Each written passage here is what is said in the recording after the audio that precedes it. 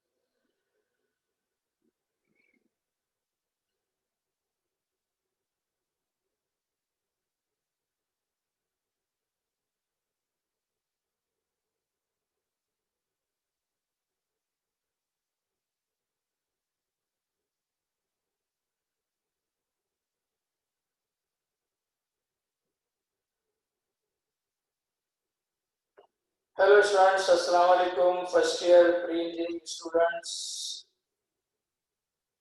Chapter 2 के हवाले से हमारी डिस्कशन चल रही है। बाकर, उमर और अरहम आज की क्लास में, कल की क्लास में अगर हम थोड़ी सी बात करें कि हम ये बात जानते हैं कि जो कॉम्प्लेक्स नंबर है जैसे 2 प्लस 3 आयोटा, इस कॉम्प्लेक्स नंबर को हम ऑर्डर पेयर की फॉर्म में 2,3 लिखेंगे। पहले इसका रियल पार्ट लिखा जाएगा और फिर उसका इमेजिनरी पार्ट लिखा जाएगा। कल की क्लास में हम इस बात को समझ चुके हैं कि अगर आपके पास दो कॉम्प्लेक्स नंबर हैं ऑर्डर्ड पेयर की फॉर्म में, तो उन्हें किस तरीके से ऐड, सब्ट्रैक्ट, मल्टीप्लाई या डिवाइड करना है। और हम कहते हैं कि सर अभी तक सीक्वेंस वाइज कितने चैप्टर कर चुके हैं। और हम बेटे हमारा जो फर्स्ट ईयर का सिलेबस है इसमें टोटल चैप्टर 13 है, 13 चैप्टर है, 13 चैप्टर्स हैं।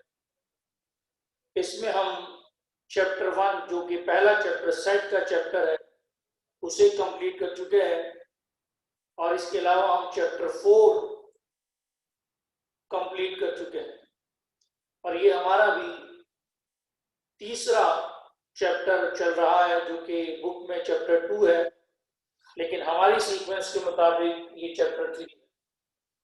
और हम बेटे बात समझ में आ गई?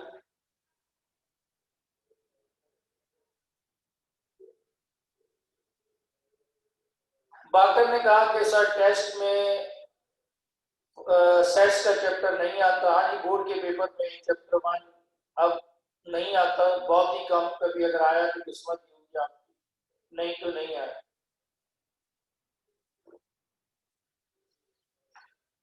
लेकिन बात ये हो रही है कि कल की क्लास में हम इस बात को समझ चुके हैं कि अगर आपके पास दो कॉम्प्लेक्स नंबर ऑर्डर्ड पेयर की फॉर्म में हो तो उन्हें ऐड करने का फार्मूला जो हमने कल पढ़ा वो था a प्लस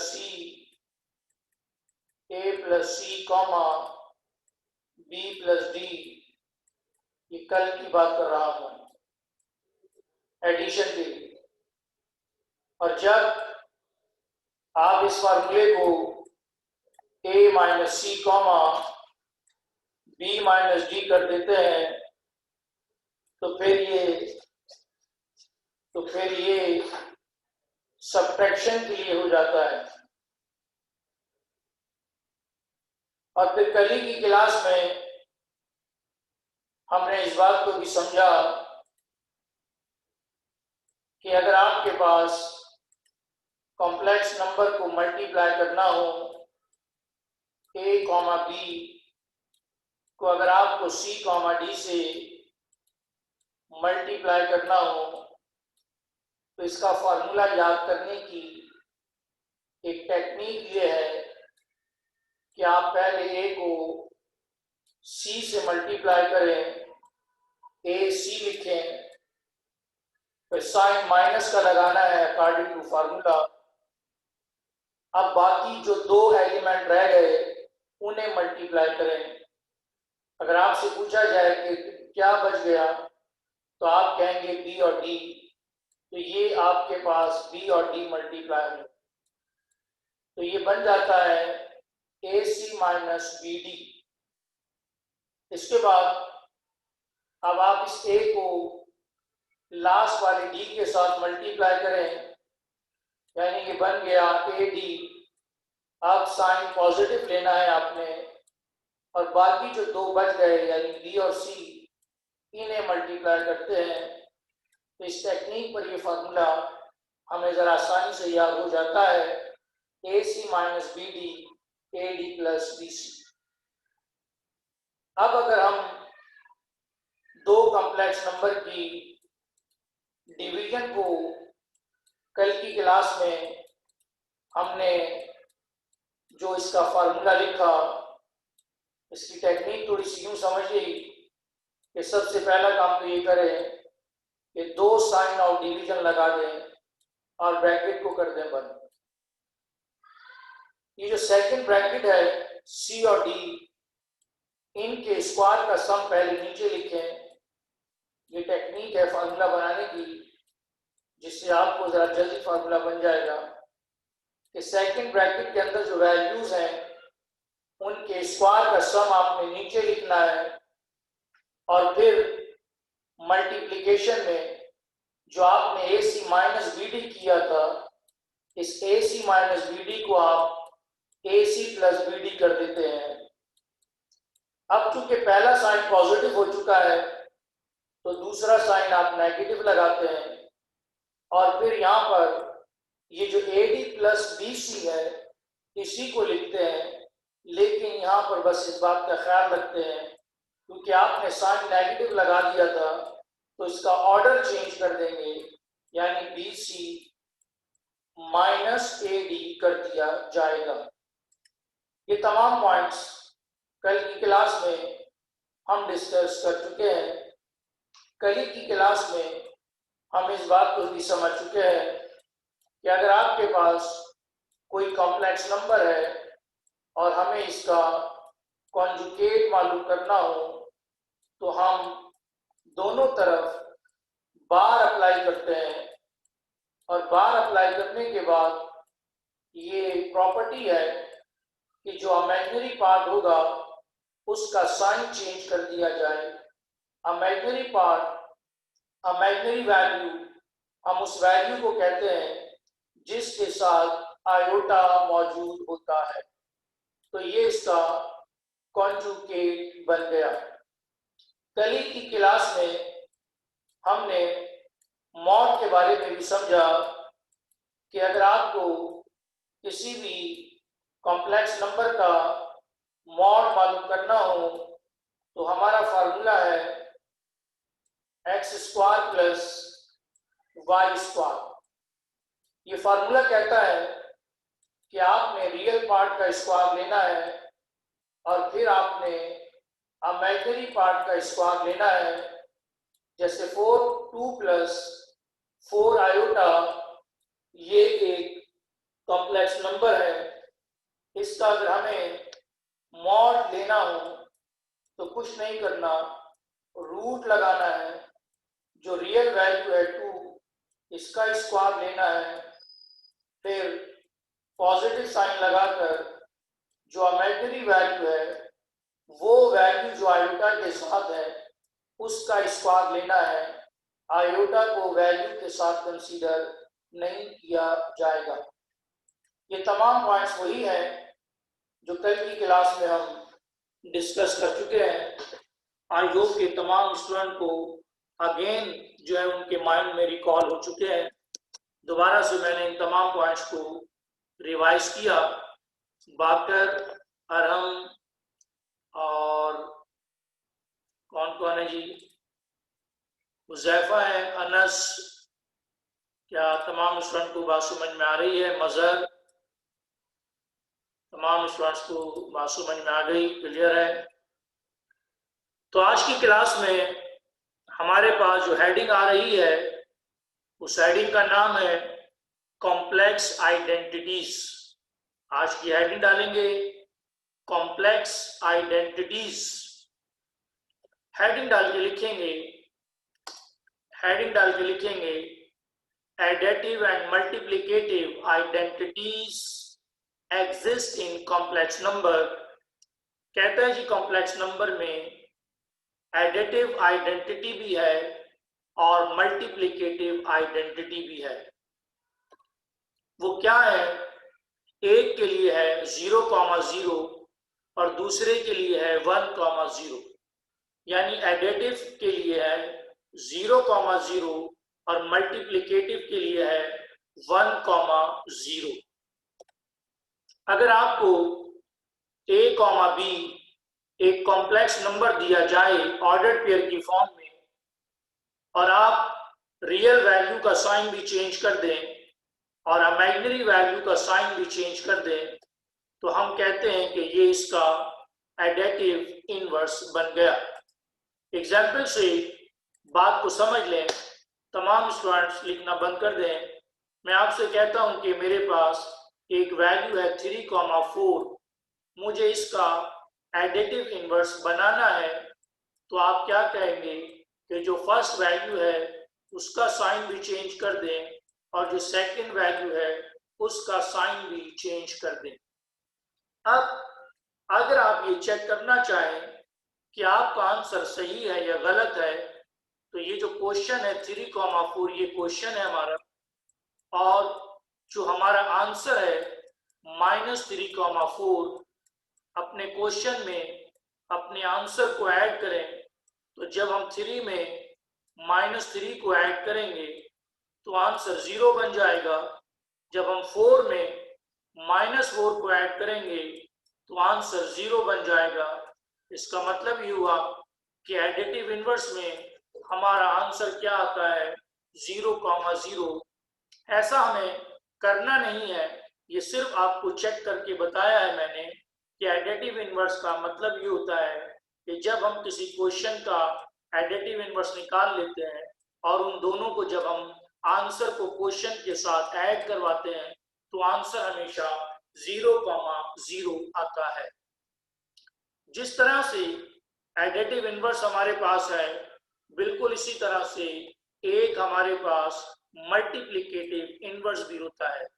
मल्टीप्लिकेटिव इनवर्स के लिए अगर हम इसके फार्मूले को देखें तो देखने में हमें बहुत ही डिफिकल्ट सा फार्मूला लग रहा है, लेकिन बहुत ही आसान मेथड से फार्मूला बनाना आपको बताता हूं कि भाई 3,4 का अगर आपको मल्टीप्लिकेटिव इनवर्स मालूम करना हो तो सबसे पहला काम 2 साइन ऑफ डिवीजन लगाएंगे और ये जो 3 और 4 है इनके स्क्वायर का सम नीचे लेंगे, यानी 3 का स्क्वायर 9 लिखें, 4 का स्क्वायर 16 लिखें, 3 का स्क्वायर 9 है, 4 का स्क्वायर 16 लिखें, फिर फर्स्ट वैल्यू 3 को एज इट इज उतार दें, सेकंड वैल्यू 4 को एज इट इज उतार दें, लेकिन बस इस बात का ख्याल रखें कि हम सेकंड वैल्यू के साथ नेगेटिव साइन खुद से अप्लाई करेंगे। तो इस तरीके से ये आपका बन गया 3/25 और ये बन गया -4/25। ये आपके पास दो रिजल्ट्स बन गए। और अगर हम यहाँ पर अपने आंसर को क्वेश्चन के साथ मल्टीप्लाई करें तो फिर हमारा आंसर आएगा 1,0। ये एग्जाम्पल हमारे सामने आ गई है इसकी, तो इसको नोट कर लेते इसी के साथ, फिर हम आगे मूव करते हैं अपनी एक्सरसाइज की तरफ। शयान, अरम, बाकर, तमाम स्टूडेंट को बेटे बात समझ में आ गई है। एडिटिव इनवर्स का फार्मूला, मल्टीप्लिकेटिव इनवर्स का फार्मूला। इसके बाद हम क्वेश्चन की तरफ मूव करेंगे।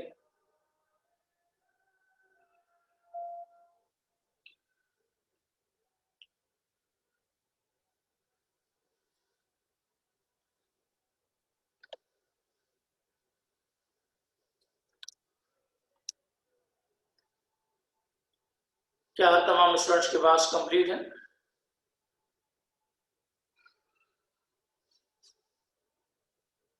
क्या हम नेक्स्ट स्लाइड की तरफ मूव कर जाए?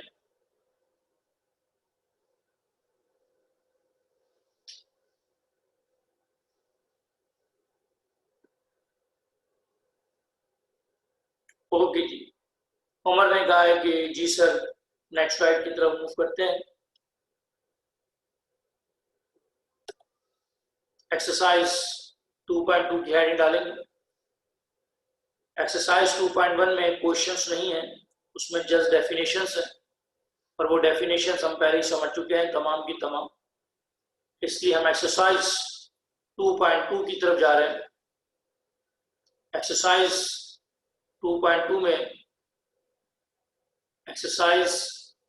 2.2 में हमारे पास जो क्वेश्चन है, एक्सरसाइज 2.2 में question number 1, perform the indicated operation. Question number 1, perform the indicated operations. First part, 7, -9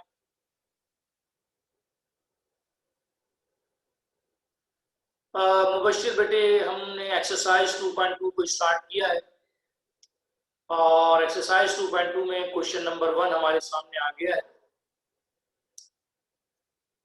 और कहा गया है कि इन दोनों को आपस में हमें ऐड करना है, प्लस करना है। सॉल्यूशन की हेडिंग डालकर 7, -9 + 3, 5। हम ये बात समझ चुके हैं कल की क्लास में। हम ये बात समझ चुके हैं कि फर्स्ट वैल्यू में फर्स्ट को ऐड करते हैं और सेकंड के साथ सेकंड को ऐड करते हैं, यानी 7 + 3, -9 + 5। The answer is 10, -4। यही हमारा आंसर है। सेकंड पार्ट में सब्ट्रैक्शन है, थर्ड पार्ट में मल्टीप्लिकेशन है और फोर्थ पार्ट में डिवीजन है। कल की क्लास में हम सब्ट्रैक्शन, मल्टीप्लिकेशन और डिवीजन के फार्मूला समझ चुके हैं और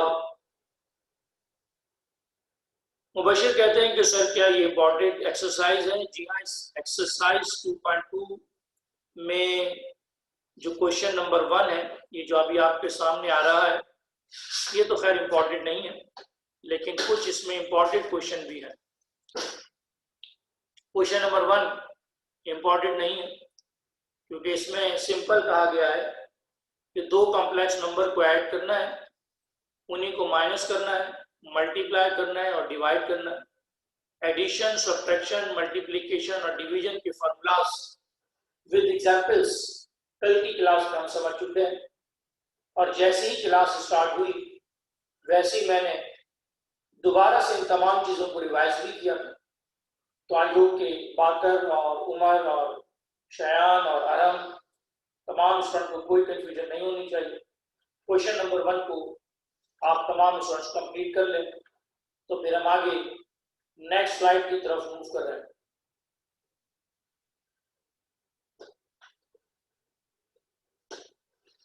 कंप्लीट है। अरहम, शयान, मुबशिर, उमर, अरहम, मजर,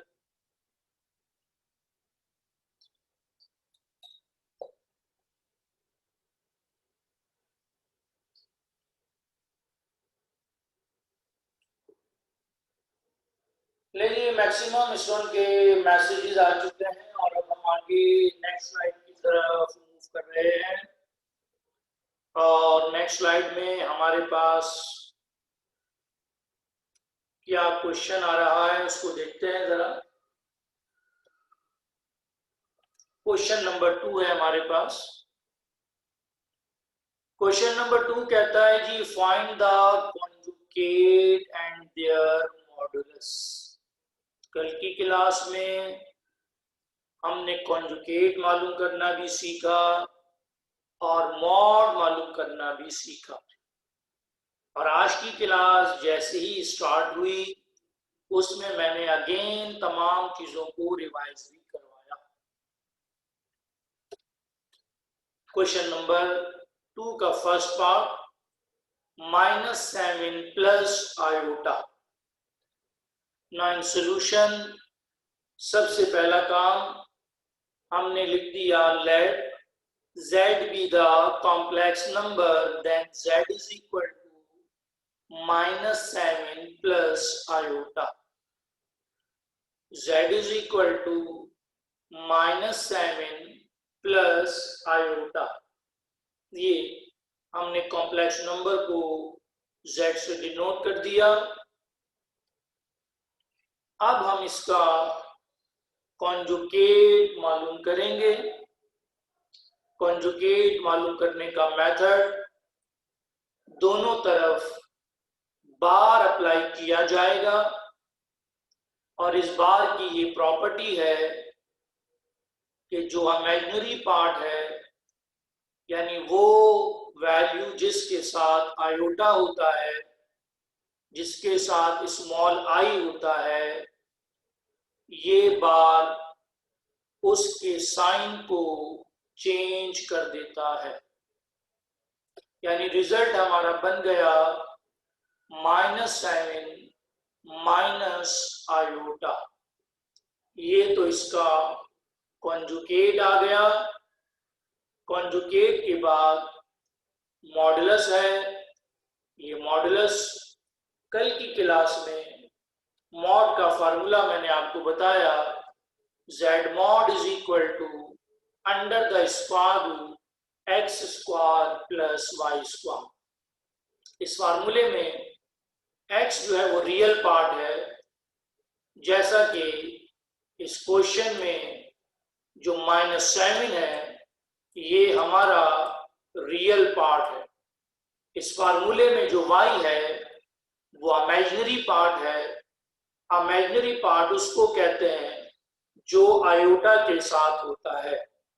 यहाँ पे आयोटा के साथ कोई वैल्यू नहीं है, तो इसका मतलब यह है कि यहाँ पे हमारा 1 है, और 1 जो है ये हमारे लिए इमेजिनरी पार्ट होगा। इस फार्मूले को मैं यहाँ से अरेज कर रहा हूँ, और अब हम अपना मॉड मालूम करते हैं, यानी -7 का स्क्वायर लेंगे, प्लस साइन लगाएंगे और 1 का स्क्वायर लेंगे। 7 का स्क्वायर 49 होता है, 1 का स्क्वायर 1 ही होता है। 49 में 1 को ऐड कर दिया, 50 आ गया। हम 50 को 5√2 भी लिख सकते हैं। सेकंड पार्ट आपके होमवर्क में छोड़ रहा हूं, सॉल्व करना चाहे तो कर लीजिएगा, ना करना चाहे तो आपकी मर्जी है। आई होप कि तमाम स्टूडेंट को मॉड और कॉन्जुगेट बहुत आसानी से समझ में आ रहा है, क्योंकि कल की क्लास में इन तमाम चीज़ों को हम सीख चुके हैं। शयान, अरहम, उमर, मुबशिर, बाकर, क्या बेटे तमाम स्टूडेंट को बात समझ में आ रही है?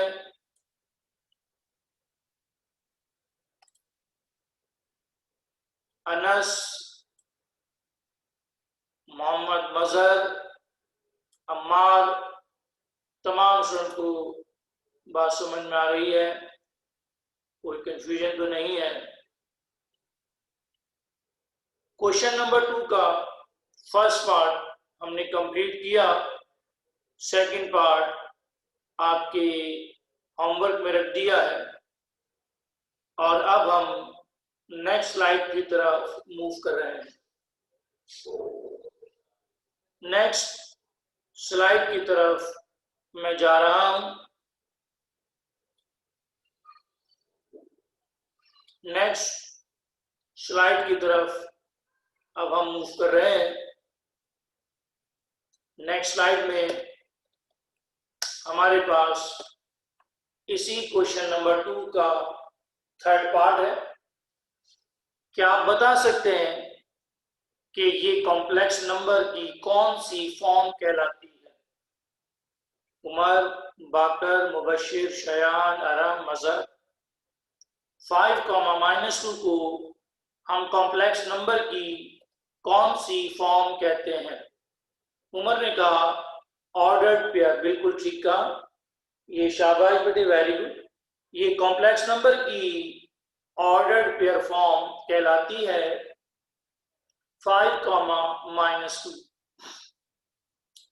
लेकिन यहां पर हम सबसे पहले तो लिखते हैं कि let z be the complex number, then z is equal to 5, -2, और हमने इस ऑर्डर्ड पेयर को जर्नल फॉर्म में कन्वर्ट किया। किस तरीके से? पहले 5 लिखा, फिर माइनस का साइन लगा के 2 के साथ आयोटा लिख लिया, तो ये हमारी जर्नल फॉर्म बन गई। अब इसका कॉन्जुगेट बनाया जाएगा। कॉन्जुगेट मालूम करने के लिए दोनों तरफ बार अप्लाई करते हैं, और इस बार की ये प्रॉपर्टी है कि वो वैल्यू जिसके साथ स्मॉल आई होता है ये इसके साइन को चेंज कर देता है। माइनस हो तो प्लस कर देता है, और प्लस हो तो माइनस कर देता है। हमने अगेन दोबारा से इसकी ऑर्डर्ड पेयर फॉर्म फिर बना दी। भाई क्वेश्चन चूंकि ऑर्डर्ड पेयर की फॉर्म में पूछा गया था, तो हमने अपना आंसर भी आखिर में ऑर्डर्ड पेयर की फॉर्म में ही लिख दिया। अब हम चलते हैं मॉडुलस की तरफ। मॉडुलस का फार्मूला आपको पता है, z mod under the square root X square plus Y square. Real part यहाँ पे 5 है, इमेजिनरी पार्ट यहाँ पे -2 है, तो हम यहाँ पे रियल पार्ट का स्क्वायर लेंगे और फिर हम इमेजिनरी पार्ट का स्क्वायर लेंगे। फॉर्मूले को यहाँ से अरेज कर दिया मैंने। Now z mod is equal to under the square root 5 का स्क्वायर प्लस -2 का स्क्वायर, 5 का स्क्वायर 25 -2 का square 4, that is under root 29। Fourth part जो कि ऑर्डर पेयर की फॉर्म में है, आपके होमवर्क में छोड़ रहा हूं। सॉल्व करना चाहें तो कर लीजिएगा, ना करना चाहें तो आपकी मर्जी है।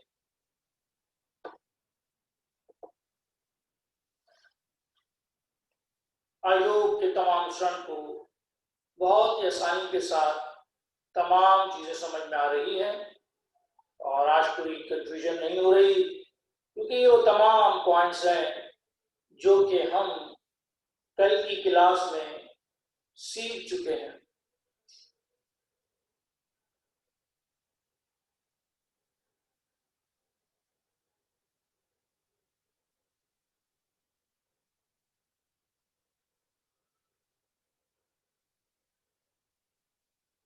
मुबशिर कहते हैं कि सर 29 का एलसीएम नहीं लेंगे। जी हाँ, बिल्कुल सही कहा आपने, 29 का एलसीएम हमें लेना तो चाहिए, लेकिन 29 का एलसीएम हो नहीं सकता, क्योंकि 29 एक ऐसी वैल्यू है जो किसी भी और टेबल में नहीं आ सकती। मुबशिर बेटे बात समझ में आ रही?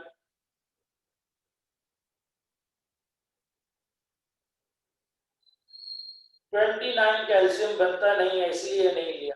अगर बनता तो मैं ले लेता।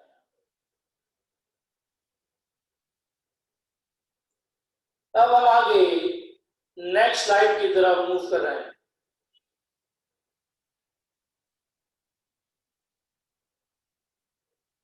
अब हम इसके बाद आगे नेक्स्ट स्लाइड की तरफ मूव करेंगे।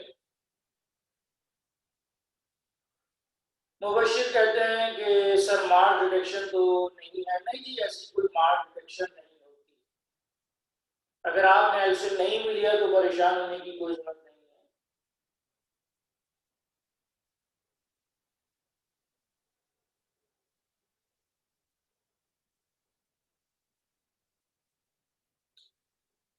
लेकिन आगे अब हम नेक्स्ट स्लाइड की तरफ मूव कर रहे हैं, और नेक्स्ट स्लाइड की तरफ जाने से पहले मैं मुबशिर, अनस और बाकर, उमर, अरहम, मजहर तमाम स्टूडेंट्स के पास कंप्लीट हो चुका है, तो हम आगे मूव कर रहे हैं। क्वेश्चन नंबर 3 से पहले क्वेश्चन नंबर 4 की तरफ जाएंगे हम। क्वेश्चन नंबर 3 से पहले हम क्वेश्चन नंबर 4 की तरफ जा रहे हैं, और आज की क्लास जैसी ही स्टार्ट हुई थी, हमने एडिटिव और मल्टीप्लिकेटिव इनवर्स का फार्मूला समझा था और मालूम करना भी सीखा था। दोबारा से आपको फिर बताता हूं कि अगर ये एक कॉम्प्लेक्स नंबर है और हमें इसका एडिटिव इनवर्स अगर बनाना हो, तो दोनों वैल्यूज के साइन को चेंज कर दें। अगर दोनों वैल्यू पॉजिटिव हैं तो दोनों को नेगेटिव कर दें, और अगर एक वैल्यू नेगेटिव है और एक वैल्यू पॉजिटिव है तो नेगेटिव को पॉजिटिव कर दें और पॉजिटिव को नेगेटिव कर दें, तो ये हमारे पास इस वैल्यू का एडिटिव इनवर्स है। और 2,3 का -2, -3 एडिटिव इनवर्स बन जाता है। मुबशिर बेटी बात समझ में आ रही? मुबशिर आपने थोड़ा सा लेट मेरा ख्याल ज्वाइन किया था, इसलिए थोड़ा सा फिर रिपीट किया मैंने। मुबशिर बेटे, एडिटिव इनवर्स मालूम करना बहुत ही आसान है। जो वैल्यू पॉजिटिव हो उसको नेगेटिव करते हैं, जो नेगेटिव हो उन्हें पॉजिटिव करते हैं। और इसका फॉर्मूला हमारे पास जो बनता है वो यूं बनता है, a comma B is equal to minus A comma minus B, minus A comma minus B, ये इसका एडिटिव इनवर्स है। अब चलते हैं मल्टीप्लिकेटिव इनवर्स की तरफ। अगर हमें 2,3 का मल्टीप्लिकेटिव इनवर्स बनाना हो तो सबसे पहला काम ये करना है कि 2 साइन और डिवीजन लगाना है।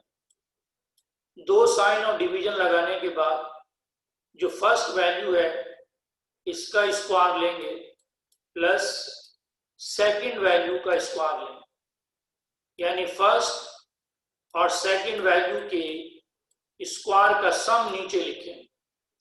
फर्स्ट और सेकंड वैल्यू के स्क्वायर का सम नीचे लिखना है, फिर फर्स्ट वैल्यू को एज इट इज उतारना है, सेकंड वैल्यू को भी एज इट इज उतारना है। बस यहां पर ये ख्याल रखते हैं कि सेकंड वैल्यू के साथ नेगेटिव साइन हम खुद लगाते हैं, क्योंकि हमारे फार्मूले में ये बताया गया था कि सेकंड वैल्यू के साथ नेगेटिव साइन आपने खुद से अप्लाई करना है। सेकंड वैल्यू के साथ नेगेटिव साइन हम खुद से अप्लाई करते हैं, इसीलिए इसका जो फार्मूला बनता है ए कॉमा बी का, वो क्या बनता है, 2 साइन और डिवीजन, नीचे आता है ए स्क्वायर प्लस बी स्क्वायर, यानी जो वैल्यूज आपको दी गई हैं इनके स्क्वायर का सम नीचे आता है, फिर फर्स्ट वैल्यू आती है, फिर सेकंड वैल्यू लिखते हैं और इस सेकंड वैल्यू के साथ नेगेटिव साइन खुद से लगा दिया जाता है। अब अगर कोई स्टूडेंट ये कहे कि सर अगर सेकंड वैल्यू के साथ पहले से ही नेगेटिव साइन हो तो फिर क्या करें, तो भाई फिर कुछ नहीं करना होता, नीचे तो कोई फर्क नहीं पड़ता, क्योंकि 3 का स्क्वायर 9 पॉजिटिव होता है और -4 का स्क्वायर 16 भी पॉजिटिव ही होता है, तो नीचे तो कोई फर्क नहीं पड़ता। 3 को ऐसे उतारा, -4 को सेम एज इट इज उतारा और फिर एक माइनस खुद भी लगाया जो कि फार्मूले का होता है, तो फिर ये माइनस माइनस प्लस का 4 लिखा जाएगा। नेक्स्ट स्टेप में ये बन जाएगा 3/25 comma 4/25।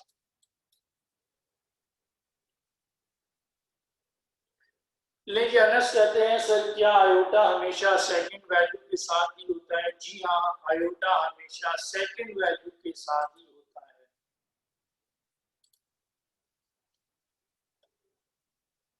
Let's find the additive and multiplicative inverse. Now in solution, additive inverse का formula a comma b is equal to -a comma -b।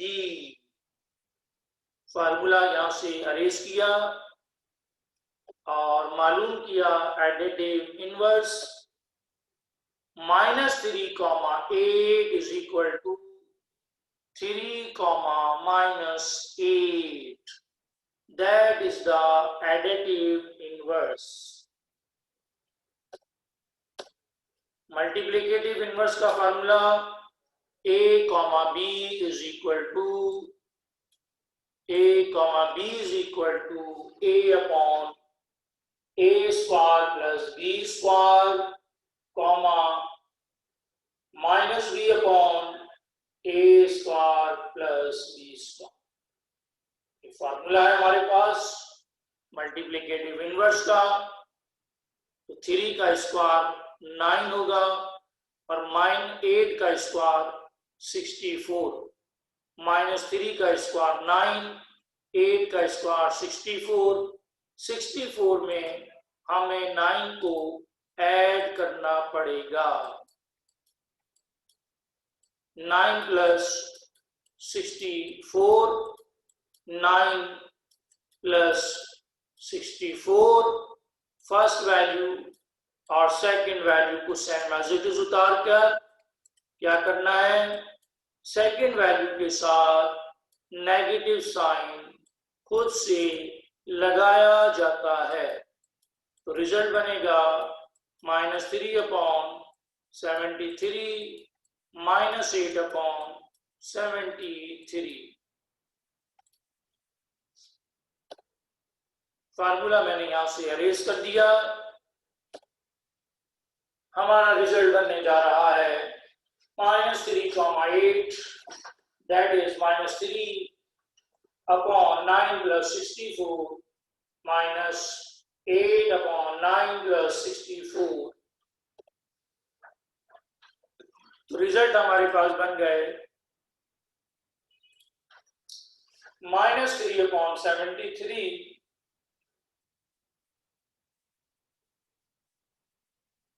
और -8/73।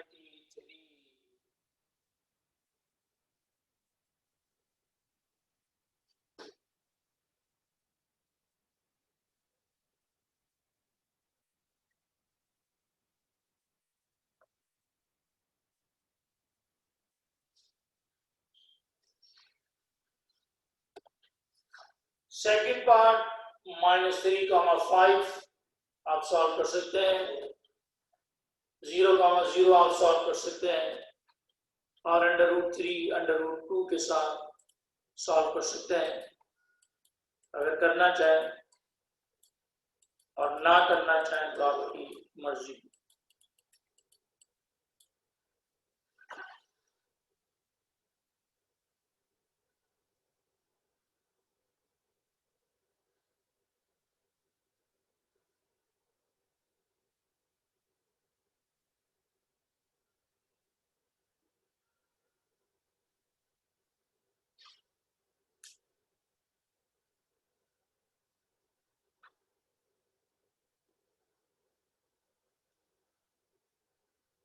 आई होप के तमाम स्टूडेंट्स को क्वेश्चन नंबर 1, क्वेश्चन नंबर 2 और क्वेश्चन नंबर 4 जो हमने आज की क्लास में कंप्लीट किया, तमाम स्टूडेंट को बहुत अच्छे से समझ में आ गया होगा। और आज का लेक्चर 100% आपको समझ में आना चाहिए, क्योंकि तमाम पॉइंट्स वही हैं जो ज्यादातर हम कल की क्लास में समझ चुके हैं। मुबशिर ने कहा है कि तमाम चीजें क्लियर हैं, अल्हम्दुलिल्लाह समझ में आ चुका है। अनस, मजर, अरहम, उमर, बाकर, शयान, तमाम स्टूडेंट्स अपना फीडबैक मुझे दे दें ताकि हम आज क्लास को यहीं पर ऑफ कर लें और फिर हम नेक्स्ट कल की क्लास में एक्सरसाइज 2.2 की कुछ इम्पोर्टेंट क्वेश्चन की तरफ चलेंगे, और वो इम्पोर्टेंट क्वेश्चन भी उसी वक्त समझ में आपको आएंगे जब आप आज के लेक्चर को अच्छी तरीके से आपने समझा हो। तो आज की क्लास को मैं यहीं पर ऑफ कर रहा हूँ। तमाम स्टूडेंट्स को मेरी तरफ से अल्लाह हाफिज।